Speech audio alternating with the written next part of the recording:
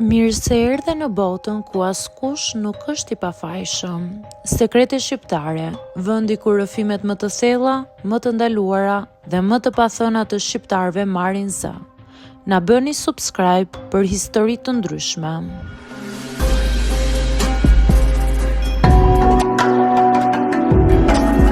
Unë quhem Ardian dhe jam 22 vjeç.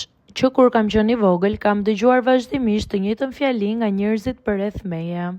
Sa të bukur që e ke mamin. Në fillim, kur isha fëmijë, nuk e kuptoja shumë çfarë donin të thoshin me këtë fjali. Për mua, ajo ishte thjesht mami im, personi që më zgjonte çdo mëngjes për në shkollë, që më përgatiste mëngjesin dhe që më priste gjithmonë në shtëpi kur kthehesha. Ajo ishte gjithmonë aty për mua. Ndërsa u rrita, fillova të kuptoj më mirë pse njerëzit e përsërisnin kaq shpesh atë fjali.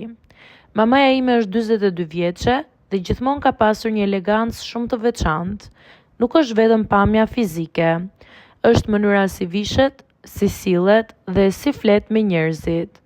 Ajo ka një mënyrë shumë të qetë dhe të respektueshme komunikimi që i bën njerëzit ta pëlqejnë menjëherë. Që kur kam qenë i vogël, e mbaj mend gjithmonë të rregullt.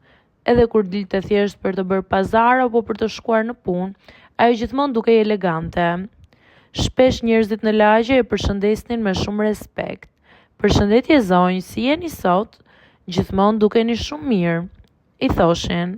Kur isha më i vogël, këto gjëra nuk më bënin përshtypje, por kur hyra në adoleshencë, fillova të vërem më shumë, sidomos kur dilnim bashkë në qytet.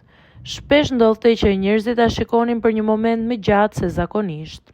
Në fillim kjo më bënte në siklet. Mbaj mend një situatë kur isha 16 vjeç.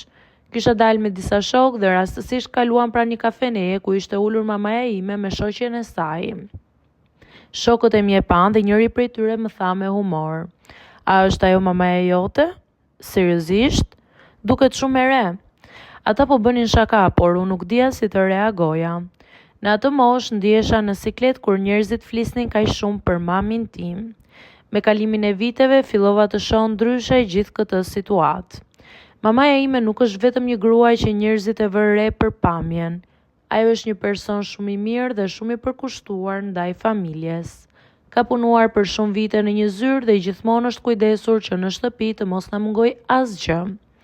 Edhe kur kthej e lodhur nga puna, gjithmonë gjente energji të më pyeste si më kishte shkuar dita, si po shkoja me shkollën dhe nëse kisha nevojë për ndonjë ndihmë.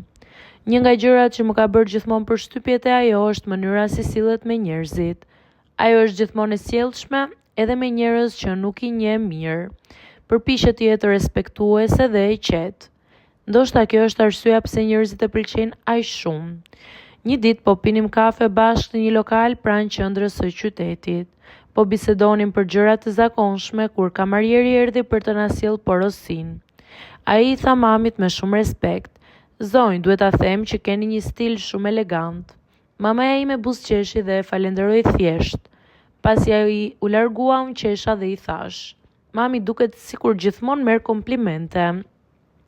Ajo qeshi lehtë dhe më tha diçka që më mbeti në mendje: "Bukuria nuk është vetëm pamja. Njerëzit e vënë re kur sillesh mirë dhe kur i trajton të tjerët me respekt." Në atë moment e kuptova se ajo kishte shumë të drejtë. Njerëzit nuk e lavdërojnë vetëm për pamjen. Ata e vlerësojnë edhe për mënyrën si është ajo si person. Edhe shokët e mi e kanë vënë re këtë gjë.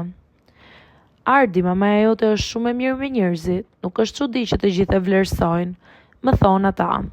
Dhe kanë të drejtë. Përtej të gjitha komplimenteve që njerëzit i bëjnë, për mua ajo do të jetë gjithmonë mami im.